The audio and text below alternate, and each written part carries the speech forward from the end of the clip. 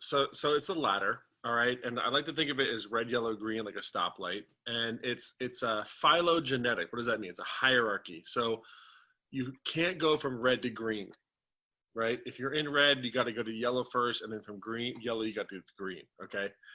And so I'll just kind of do Polyvagal 101 real quick, just for context. All right. So the vagus system, the vagus, the root word of that is vagabond, which means it goes everywhere. The Our nervous system has three components to it. We used to think it was just sympathetic, parasympathetic. Sympathetic being stress and fighter, fleeing and all that type of stuff. Parasympathetic just kind of like calm or whatever. But ventral at the top in green and dorsal are both parasympathetic systems, meaning they both help down-regulate things. The difference between ventral and dorsal is that dorsal is like tens of millions of years older than ventral. So the ventral complex is our newest addition as mammals and human beings, okay? So the purpose of dorsal is dissociation and immobilization. So think of like a turtle, right? A turtle, when it gets under threat, takes its head, goes into the shell, right? That's what it does, right? That's a dorsal response. So reptiles have a dorsal vagal complex, right? And all they know is hide, right? They don't have a ventral vagal complex, okay? They don't have facial expressions, all that type of stuff. So when something is dorsal, another time when the dorsal vagal system is activated, if you've ever heard of vasovagal syncope, which is when people see blood and pass out, right? They're dissociating.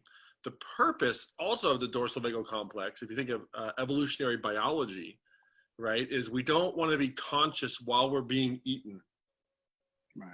Right? So we like pass out, dissociate, all that type of stuff, right?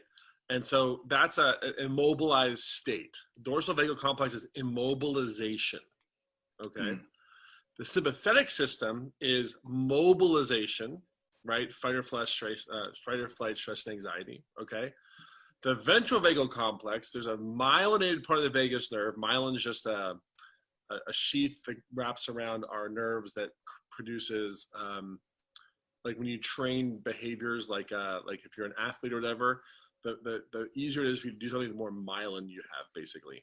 So the myelin pathway in the vagus nerve is sort of above the diaphragm, and that part of the vagus nerve that's myelinated controls heart rate variability, lung capacity, our facial expressions, and tone. So the ventral vagal complex is social engagement, right? When I'm talking with you, I have a tone of voice, I have a facial expression, we have all these different things, right? And so the goal, like for example, with human beings is diplomacy is a ventral vagal situation. Talk it out. Let's not fight. Let's talk it through, right? If we can't talk it through, then we drop down to fighting over it, right?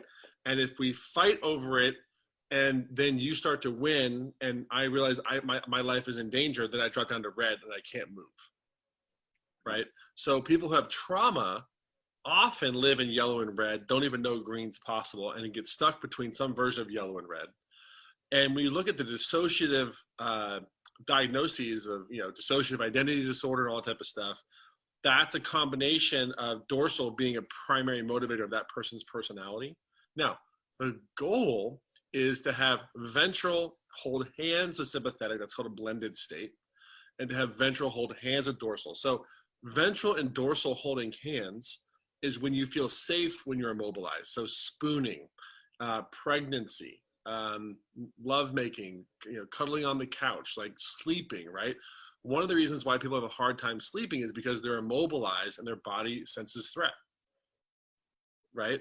So if we can have yellow and red green and red hold hands, you can be immobilized and safe. Now, what's happening right now with the coronavirus is everyone has forced immobilization at home right now, right? That's traumatizing, right?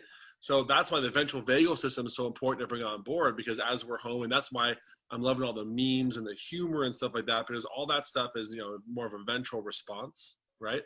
So when green and yellow are holding hands, right? When you have ventral and sympathetic holding hands, that's play, excitement, safe sexual arousal, not like, dangerous sexual arousal, all that type of stuff, right? So you can be, like excitement is when you have fear with your ventral vagal complex online, right? Fear without ventral vagal complex is just fear. It's anxiety, right? And so the ventral vagal complex is the newest addition to our anatomy in evolutionary terms. And, you know, our prefrontal cortex is a big piece of it. So we're in sympathetic and red, like, you know, yellow and red. All of our executive function goes out the window, right? In fact, a main piece of the prefrontal cortex is called the ventral medial prefrontal cortex. That's where a lot of important executive function, feeling like you're in the zone and flow state, like all that stuff lives in that part of the brain, right? So our goal is to realize we have these different states and then we can go up and down our nervous system. And when we go dorsal, we go checked out, we go dissociative, we know how to get sympathetic and green, and we realize we can't get stuck there because as children, certainly what would happen is we'd experience trauma and we would be stuck in red or yellow and we would not know how to get out. Does that make sense?